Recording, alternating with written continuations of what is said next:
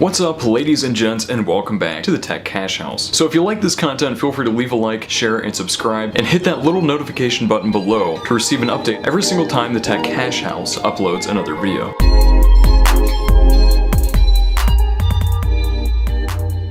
Alright, ladies and gents, so welcome back to what I hope will be a pretty informative video. So this video will be covering Bitcoin mining in the month of December. Of course, the year is 2017. The price of Bitcoin recently, I should say, has been fluctuating, not too much, but it's been kind of on a bullish pull, and I do believe that it'll actually become bearish, maybe at least for a little while, and then it'll probably pull back bullish if I had to guess.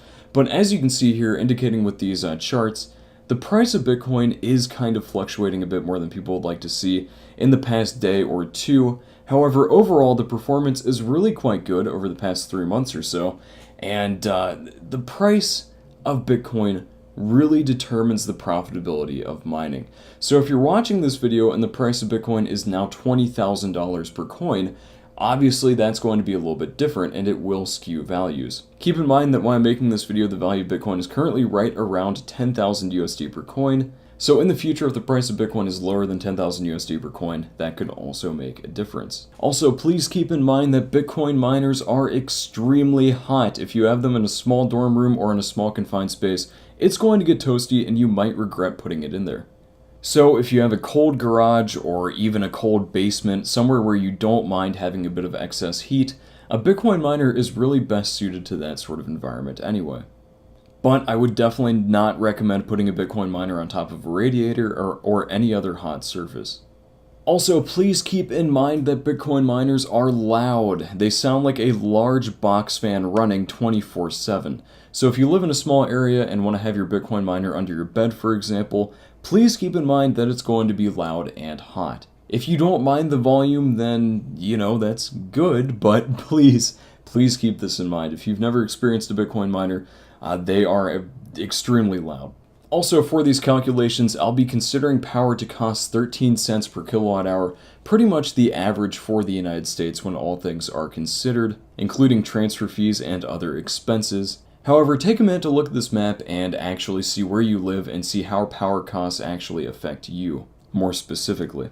And then I've also included a map of Europe, so if you want to take a minute to look at this, that's also not a bad idea, kind of to gauge how power costs affect you. But like I said, for this video, all of the tests that we'll be running are actually measured at 13 cents per kilowatt hour. Also, the pool fees for this video will be calculated at a flat rate of 0.5%. So let's go ahead and start things out with the Antminer U1. Now, I've made a lot of videos about the Antminer U1, so if you want to skip the first few minutes of this video, please feel free and skip ahead to the more power-intensive miners.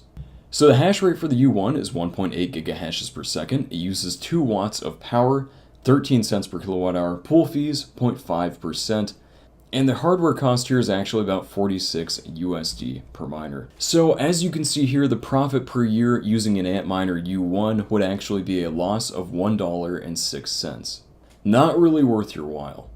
Moving along, we have the Antminer U2. Now this mines at 2 gigahashes per second. It uses 2 watts of power, 13 cents per kilowatt hour, and costs roughly 76 USD for one miner. So using an Antminer U2, you'd actually lose about 92 cents per year. Once again, really not worth your while.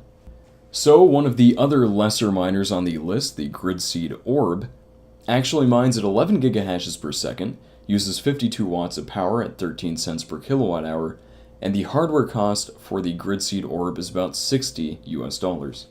So unfortunately, the Gridseed Orb would lose you about $51.77 per year. Once again, really not worth your while. Now let's move on to the slightly more efficient miners that I think you'll find to be really more of a bang for your buck. So first we have the Antminer S1, mines at 180 gigahashes per second, uses 360 watts of power, 13 cents per kilowatt hour, and costs about 150 USD per miner. With that being said, unfortunately, you would lose about $288.12 per year using an Antminer S1. Still really not power efficient to be worth your while. So with that being said, let's look at the Antminer S3. This mines at 453 gigahashes per second, uses 355 watts of power at 13 cents per kilowatt hour. The hardware cost is 260 USD. So the Antminer S3 is improving a little in that you'd only lose $97.62 per year using this miner. Alright, so now we're going to move on to the real meat and potatoes of this video, and that is actually starting with the Antminer S7, a much more viable miner that actually has a pretty decent hash rate.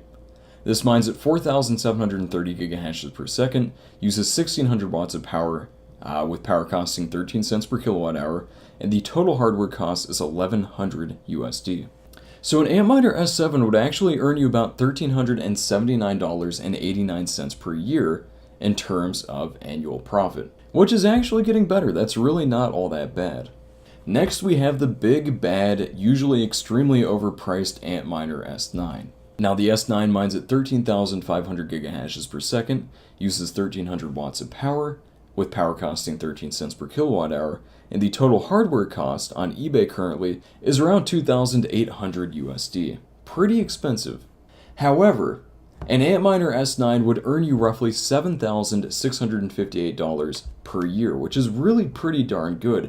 That means it has a break-even period of about 133 days, which is actually pretty respectable. However, the Antminer S9 isn't the only serious miner to think about. Enter the Avalon Miner 741. This mines at 7,300 gigahashes per second. It uses 1,150 watts of power, 13 cents per kilowatt hour. The hardware cost is 1,850 USD. That means the Avalon Miner 741 would earn you about $3,632.11 per year. Once again, this really isn't too bad. So next we have the Avalon Miner 6. This is a little less powerful, but it's still a pretty good bang for your buck. This mines at 3,500 gigahashes per second, uses 1,050 watts of power, 13 cents per kilowatt hour, and the hardware cost is roughly 900 USD. So with this miner, you'd earn about $1,173.58 per year, which is actually still pretty respectable for the initial cost of the miner. Last but not least, we have the Spondoolies SP20E. This mines at roughly 1,700 gigahashes per second, uses 1,150 watts of power, power costing 13 cents per kilowatt hour, of course, and the total hardware cost is roughly 400 USD. Not all that expensive. However, unfortunately, the mining power isn't really enough to overcome the power costs, and this miner would lose you about $158.81 per year. Well, ladies and gents, that wraps up another video. So all things considered, Bitcoin mining is really pretty profitable right now. You do have to have some good miners, as you can see, but if you can get your hands on one of the higher end miners on this list or in this video, you'll actually be in pretty decent shape. Keep in mind that they are loud and they are hot, but if you're okay with that, then, consider checking some of these out.